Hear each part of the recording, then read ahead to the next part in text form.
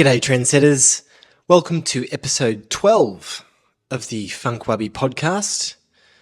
Today I'd like to talk about Ishin Denshin, or heart-to-heart communication. This concept is quite active in the learning and teaching of the traditional Japanese arts, certainly for the Japanese tea ceremony, and I reckon it can have some pretty nice ramifications and applications in everyday life and our society. We have to get along and communicate with each other, and the more ways that we communicate beyond words, the better. A lot of people are locked in to operating only on what's written down or acting on things that are written before them on paper, electronic screen, text message, responding to a news column or a Twitter feed or X feed. But there's so much that happens beyond our written and spoken language that conveys our true intentions and our true hearts. And if we can tune into this space a little bit more, I think it would create a more cohesive society. Because after all, not everybody is a great orator or articulator of what they really intend. So it also contains a lot of empathy and compassion and respect for the different means of communication and the different things that people hold dear and the ways that they convey their messages and their true hearts. So, polish the floor, grab a tea, and tune in.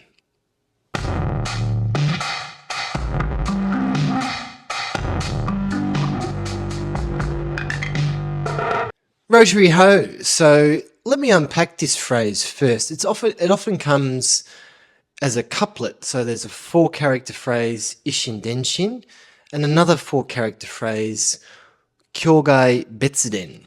So Ishin Denshin reads with a person holding a plough for motte-o-i. Shin is kokoro, heart, 4-chamber heart. Den is a human using a cart or some sort of means of transport to convey a message, usually translated as transmission. And then shin again is a repeat of heart. So it's using the heart as a means to convey the heart, or heart-to-heart communication. It's like an intuitive transmission beyond words. And Kyogai Betsuden is transmission beyond scripture. So when you read scripture, sutra, like the Bible, the Quran, different Buddhist sutras, the Bhagavad Gita, what's happening in the background of the consciousness that reads? And what's the communication happening beyond what's written on the page? If you can tap into that whole massive space behind that immediate connection with the reader and the words read, I think you can see or intuit that there's a whole universe or whole ocean of stuff happening in the background when you engage with texts, especially texts of profound wisdom. Anyway, but Ishin Denshin is the one that I really want to focus on today. And this is a central aspect of the communication of the Japanese, the transmission and teaching and learning of the Japanese tea ceremony. And it's more or less, I would say, a concept that whether people know this phrase or not, is a concept that is operational in Japanese society. There's a lot of reading behind what people say or people's gestures to try and intuit the meaning of different situations and different actions. And I guess in Western society, we're a little bit more literal with the way that we interpret situations as to responding mainly to written word, what people say, rather than try and intuit the meaning behind their actions or gestures, what they say, what's written between the lines. So the downside, I guess, of trying to read between the lines is overthinking and getting too tense and high-strung about the implications of what people say and the meaning what they really say, and overthinking the situation, which can create a lot of psychological drama that's unneeded. And then by not responding to what's written between the lines, things can become too literal and cold and unresponsive and like blocks of wood bumping into each other without any tender feeling, compassion, emotion, empathy. So there's downsides to both and good sides to both ways of communication, both the literal and the intuited. When we teach the Japanese tea ceremony, we want to keep quite a harmonious environment, very tranquil, so that we choose our words carefully in order to convey a message. And more often than not, it's just a tender guidance. Hey, there's this. Hey, when you hold the bamboo ladle, adjust it this way for a better result. And the empathy on the behalf of the teacher is trying to connect with the respect of the student. So we're not looking for a big dialogue in the middle of practice to slow things down and have a debate. It's just a point, and we're looking for just the acknowledgement, okay, hey, and then continuation in this still, tranquil environment. And through these careful selections of words and a minimalist approach to communication in the tea room, that opens the space, as you can see probably, for this Ishin Denshin to happen. So that pointing is a pointing, but beyond the pointing is a whole ocean of other teachings and implications that are implied often. It's probably the best example of Ishin Denshin is an example that is said to be the origin of Zen Buddhism. And this is the flower sermon delivered by the Buddha to his audience of followers. And the story goes like this. One day, the Buddha came before his audience and he was silent, but for holding up a single flower and twirling it in his fingers. And glancing out to his audience from his gentle stare at the twirling flower, the Buddha saw nothing but confused looks and people knitting their eyebrows in confuddlement as to what the Buddha can possibly mean. But there was one person who connected with this teaching, this unspoken lesson, just this gesture of holding a single flower up before the audience. This person's name was Mahakashapa. And he looked back at the Buddha with a gentle smile on his face, connecting in silence with just an acknowledgement, a gentle smile. And through this, the Buddha understood that understanding had happened between what he wanted to communicate. And this is called the flower sermon. But what was communicated in this silence?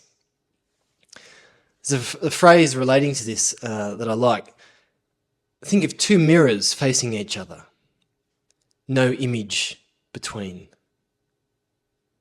But there's something in that space that's alive.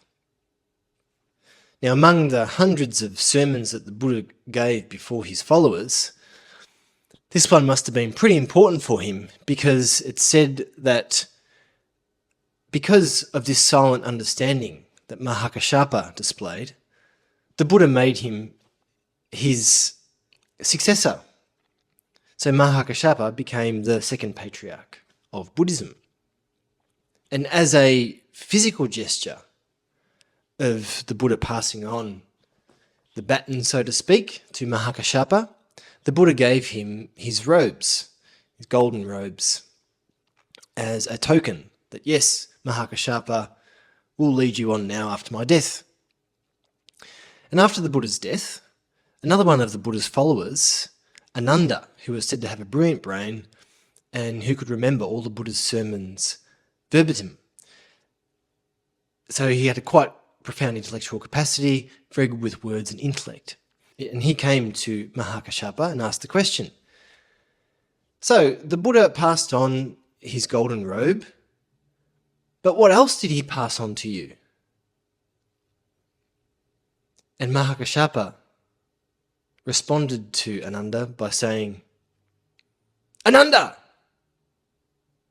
Startled, Ananda said, Yes! Mahakashapa responded back, You've got it. He actually said another cryptic phrase, take the flagpole down at the gate, not you've got it. But the intended meaning, without unpacking it too heavily, is you've already got it. That's it. So he's pointing to that space where he screams out, Ananda, his own name, and startled, Ananda goes, yes, blowing away all conscious thought, and there's just awareness.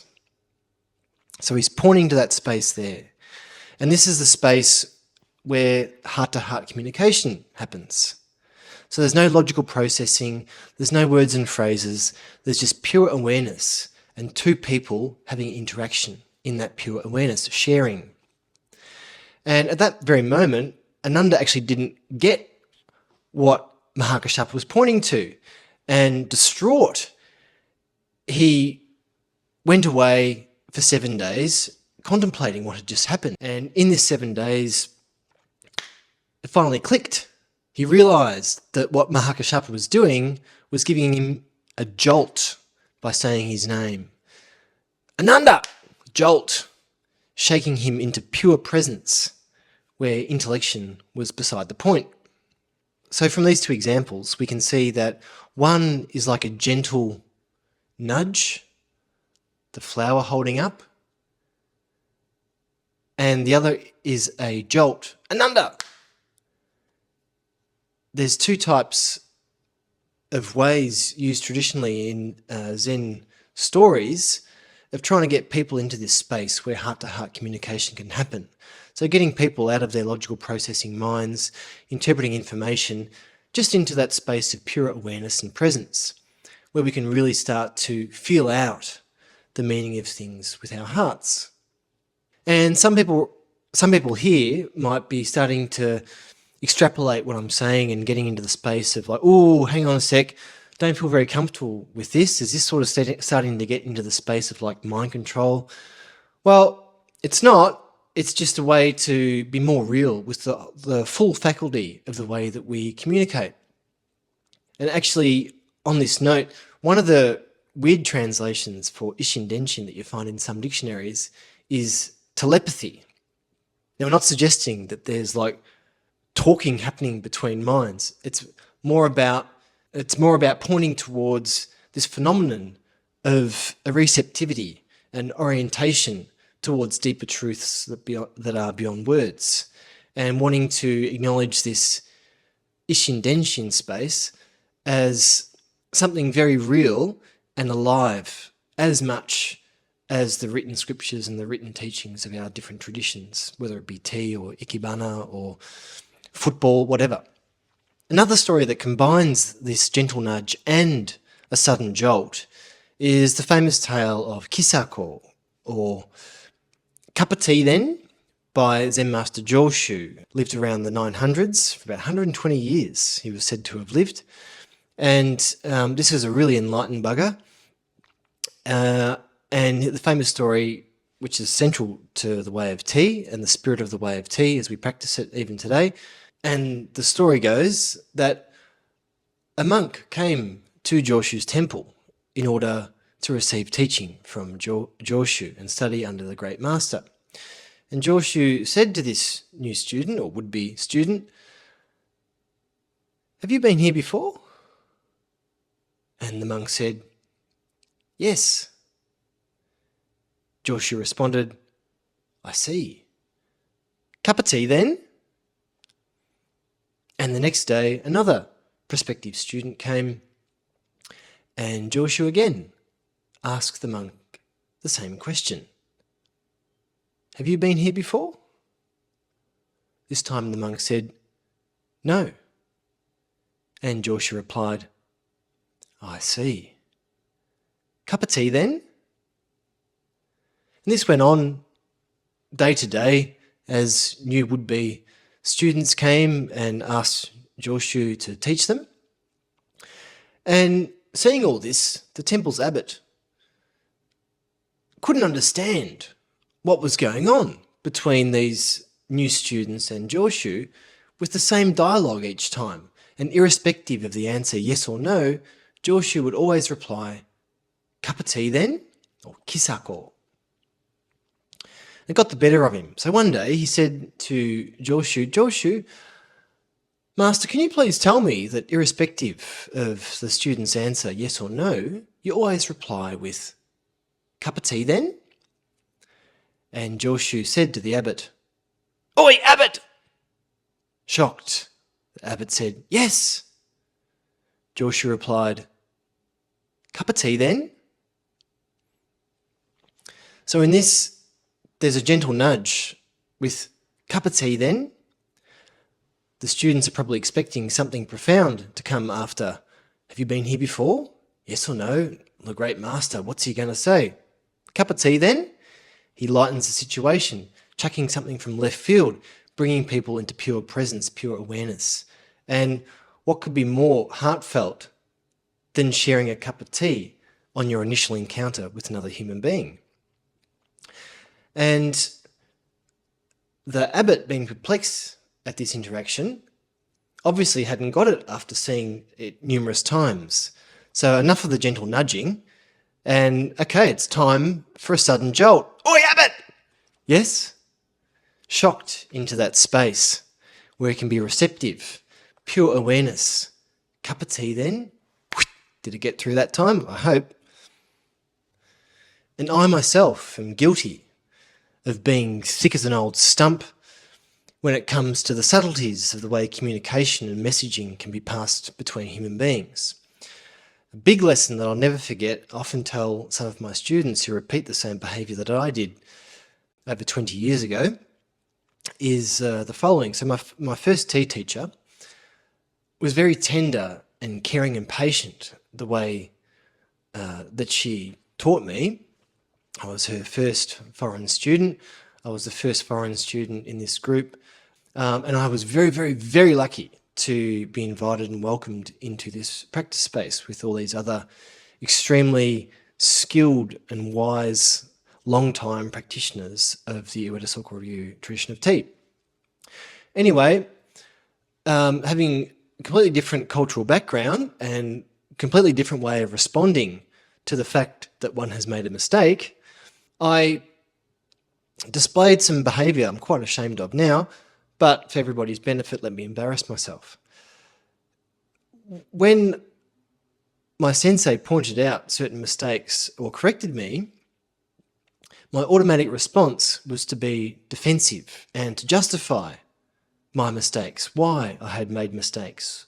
Or if my sensei pointed out something, "Oh, yes, of course I knew that, but at this particular point in time, I did the mistake because of this, this, and this. And anyway, yes, okay."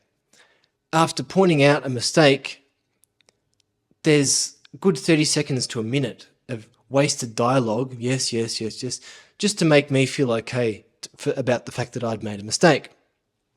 So this is some cultural baggage I had bought from Australia, covering your ass, and it doesn't fit in the context of learning the Japanese tea ceremony, nor in Japanese culture in general. So this defensiveness after one has made a mistake is frowned upon big time in Japanese society.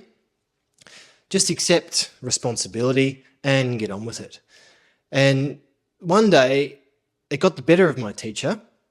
So as she pointed out a mistake again, or gave me some sort of direction, and jumping into my automatic defensiveness and trying to justify the reason that I made the mistake, all the other people waiting for their turn to practice, Their eyes are rolling back in their head.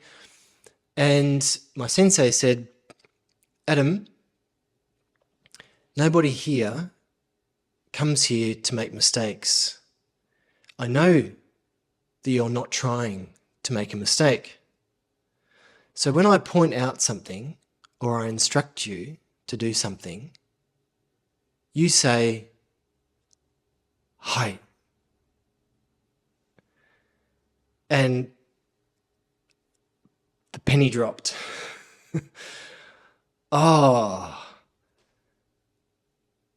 And I said, hi. And the silence that followed was charged with the receptiveness for learning that was really new and profound to me. And the next time I did a mistake, a little bit further along in that particular temai, I had my first opportunity to try this new behaviour. Adam, when you take the mizusashi lid, you bring it back above your lap and your hand goes in this angle and then place it down on the right side, not the left side of the mizusashi. Hi. And whoop, it goes in, the teaching goes in, rather than deflect the teaching by being defensive. The empathy of the teacher, acknowledged through the respect of the student and the shared reverence for the tradition, creates an ideal environment for learning and this transmission of art and culture. And from that day on, each lesson felt like just soaking up all this learning and contextual knowledge that I'd blocked myself off to in the past by being so defensive and having to justify my ignorance. Now, extrapolated out into society, of course, we have to be careful because not everybody is working with the same noble goals that people are operating with in a shared practice space for the Japanese tea ceremony. So when I returned to Australia to live and I was working in an office environment, you have to be quite careful because not everybody is operating with the same empathy, respect and reverence. So sometimes I would be taken advantage of if I would just answer for one of my mistakes as, okay, sorry, I understand. It's almost an acknowledgement of you being wrong, and some people can take advantage of that in our toxic office work environments. So you have to be careful. But in the space of learning, one would hope that this noble goal, this shared goal of sharing in an art and tradition and bettering each other through this shared space, something of this empathy, respect and reverence could be upheld through our interactions. And then having the sagacity and the shrewdness to apply it where applicable in our everyday lives. So what I'm pointing at here is a certain orientation that a person can hold to be open to receiving different types of messages and knowledge through the way that they're oriented in the world. So not being so literal, having things to be pointed out to them black and white, there's an orientation to interpreting the messages that you get from your environment, whether it be from another person, the weather, things, and holding this curiosity about the deeper meaning of stuff can allow these little moments of the penny dropping every now and again. So there's another story that highlights this, which comes from another Zen monk in China, just a little bit before the time period of Joshu, probably the 700-800s or so. His name was Kyogen Chikang. And as a happy coincidence, the first time I came into contact with this story was a tea gathering conducted by my sensei, the same sensei that gave me this profound teaching I've never forgotten. And we did an end-of-year tea gathering in a Zen temple, at a Zen temple in Hiroshima. And in the alcove, paying respect for the place that we were in, we selected a lovely Zen phrase to hang in the alcove. And I asked the person sitting next to me if they could read it. And they said, oh, the first two are person's name, that's Kyogen. And then Gekichiku I knew is like the something hitting bamboo. And then Taigo, which is like great enlightenment. So Kyogen of the bamboo and great enlightenment. What the hell are these 6 characters pointing at? And then Sensei, when she was asked about what is hanging in the alcove, she explained that this comes from a Zen koan, and it goes that Kyogen Chikan was a monk who was renowned for his great knowledge and literacy and his scrupulous notes. And he would take down notes and write down all the teachings that he was hearing through different sermons of different great masters. He had great pride in himself on being able to refer to his notes and get answers with things and problems he was faced with in the Zen tradition. But one day his master, whose name was Isan, said to Kyogen, "Hey, I've got a question for you. What was your face before your mother and father were born?" And Kyogen responded by, "Let me check my notes." And he went back to his notes and looked through them and he couldn't find an answer. And perplexed, he went back to Isan and said, "Master, tell me the answer." And he said, "Well, but that wouldn't be your own words." And Kyogen thought, okay. And he got pushed into this great realm of unknowing and deep questioning, and he was totally on his own without any slip of paper. And he realized how useless all his notes were when faced with the real burning truth that he was after. And so he burned all his notes, and he went away and decided to attend to an old master's grave at a temple up on some hill. And he's holding this interaction in his mind as he's going about his daily routine and practice. And one day he's sweeping the path, and with the bristles of his broom, a pebble was picked up and flinged into a stalk of bamboo. Tok! And with that sound, erupted in his mind was that great enlightenment, Taigo. It clicked. He understood the meaning of what Isan was pointing to. So this is an example of Isshin Denshin beyond time. There's that orientation in practice, and through one's daily routine and daily meditations and sincere heart put in to everything that you do, you can have these sudden downloads from the universe just fall out of the sky. The way that you go about your life, the smell of the incense, the breeze that you feel on your face, the rustling of the leaves in the background, the quiet acknowledgement with the wink of your mate. It's your shout.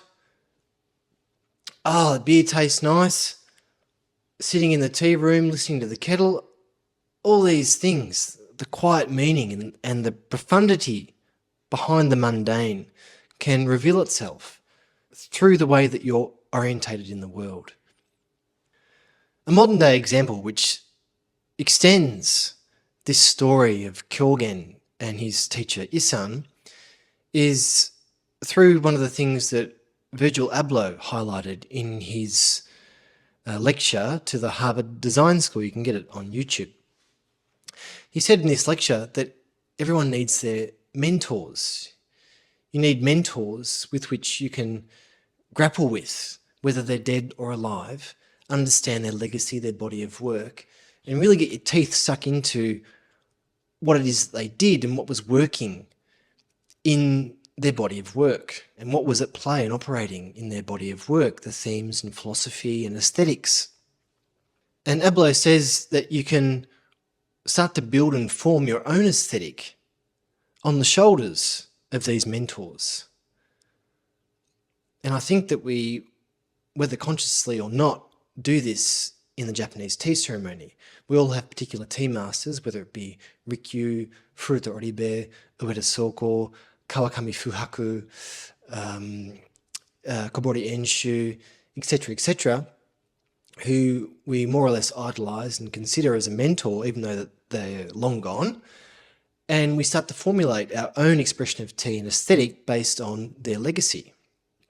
And we do this by refining our knowledge of their legacy and their art and their philosophy towards the way of tea, and then seeing how that works in our modern day lives and working out how we can adapt that to our current situation to offer an expression of tea that works now and honours their artistic legacy with a vision towards the future.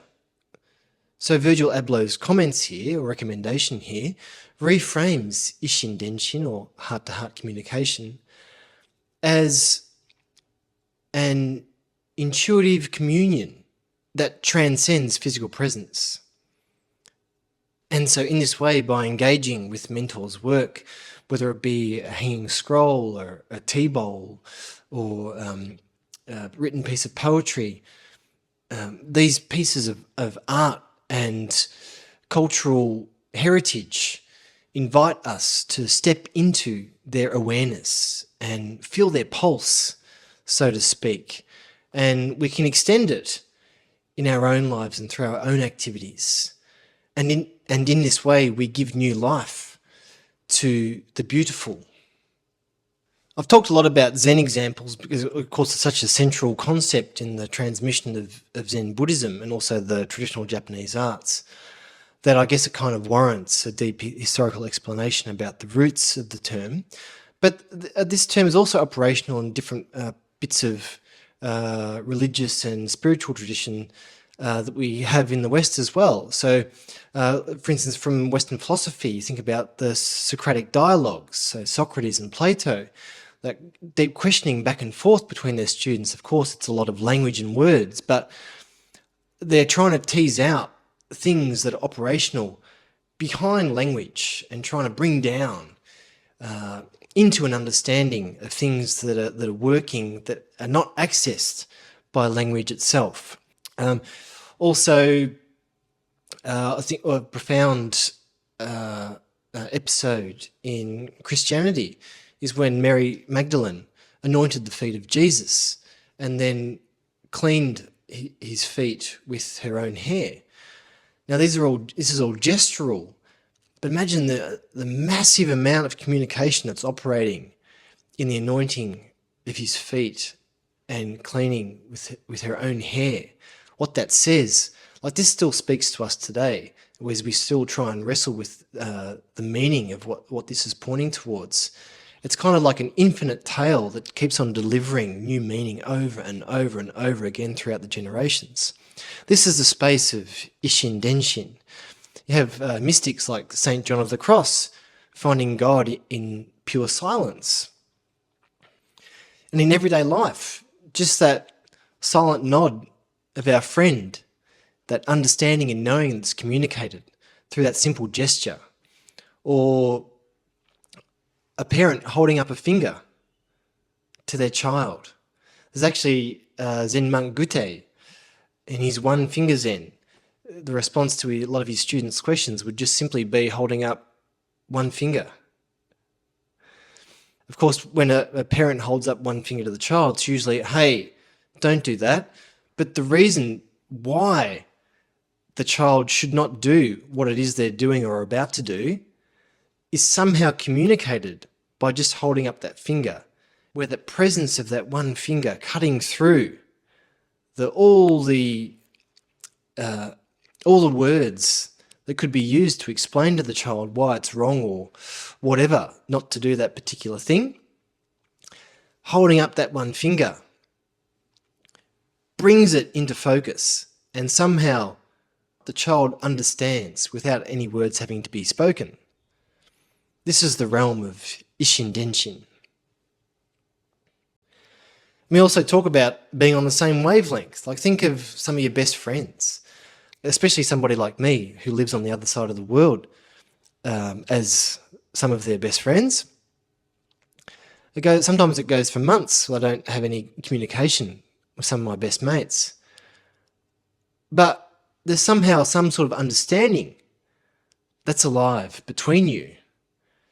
This is another facet of Ishin Denshin, that heart-to-heart communication that's constantly there without any concrete words or language, but there's those threads of the heart that are reaching out across time and space that connect you.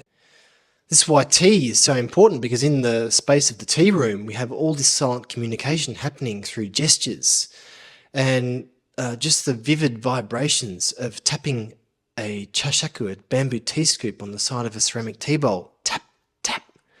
That echoes with Kyogen's rock, the pebble on the bamboo. These overlap. What's transmitted in that silent tap of the chashaku? People are sitting there in silence.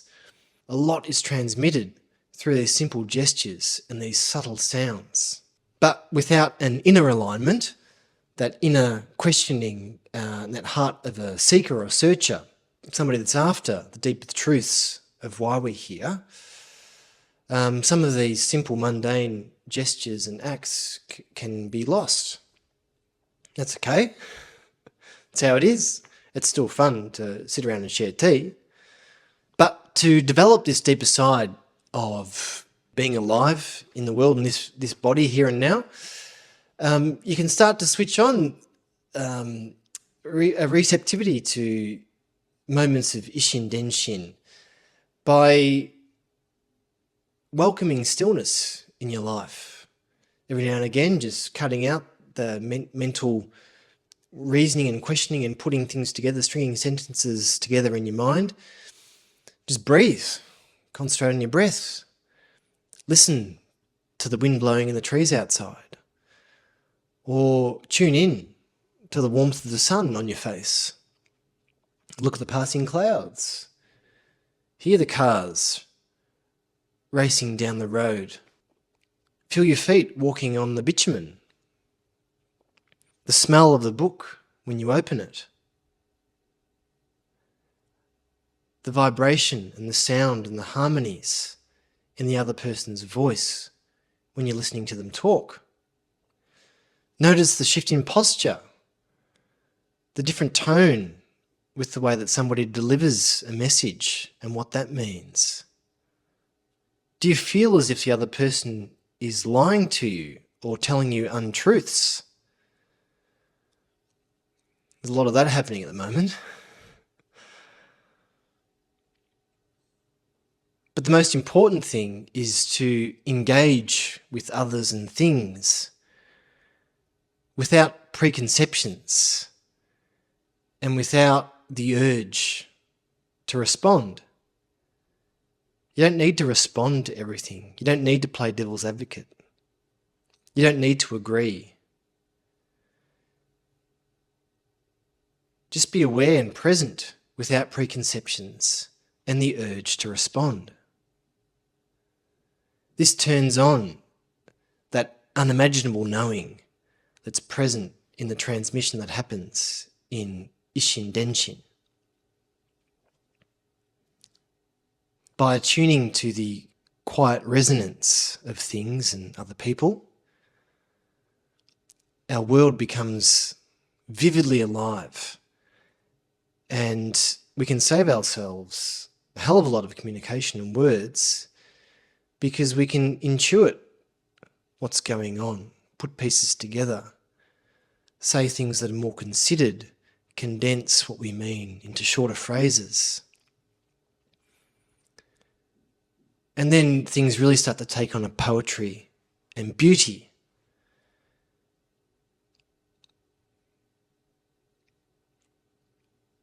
And the birds started singing outside, so I guess I'll finish there.